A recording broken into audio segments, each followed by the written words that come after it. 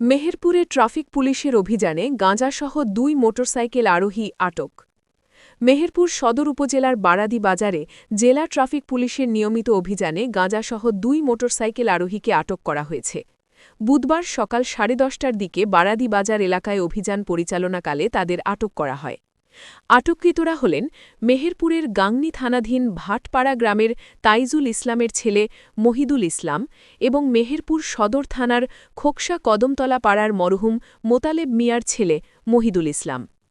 Meherpur traffic inspector Biswadeb ঘোষের নেতৃত্বে sergeant Muzaffar, sergeant Othello Rana, sergeant Mamun ও সাইফুল বারাদিবাজারে বিভিন্ন যানবাহনের ওপর নিয়মিত অভিযান পরিচালনা করেন। এ সময় গাংনী থেকে আগত একটি মোটরসাইকেল থামিয়ে কাগজপত্র দেখতে চাইলে আরোহীরা তা দেখাতে ব্যর্থ হন। পরবর্তীতে তাদের মোটরসাইকেল থেকে নামতে বললে এক মহিদুল ইসলামের লুঙ্গির নিচে থাকা পলিথিনে মোড়ানো প্রায় ২ কেজি গাঁজার একটি পুঁটলি মাটিতে পড়ে যায়।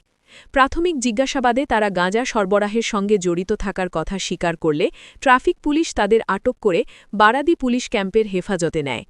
এ সময় তাদের ব্যবহৃত নাম্বার প্লেটবিহীন একটি মোটরসাইকেল ও একটি মোবাইল ফোন জব্দ করা হয়।